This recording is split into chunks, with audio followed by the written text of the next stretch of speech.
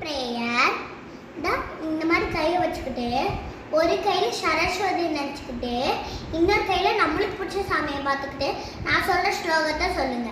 கராத்ரே வசதே லட்சுமி கரமாத்யே சரஸ்வதி கரமுலேத் கோவிந்த பிரபாதே கரதர்ஷனம் சமுத்திரவசனே தேவி पर्वदर्शन मंडले विष्णु भट्नी नमस्तुभ्य प्रादश्वस्य समस्वमे ब्रह्मा मुरारी श्रीपुरांधकारी भानु शशि भूमि सिदो पुदस्तः गुरु शुक्रः शनि राहु केतवः गुरुवन्दु सर्वे मम सुप्रभातम्.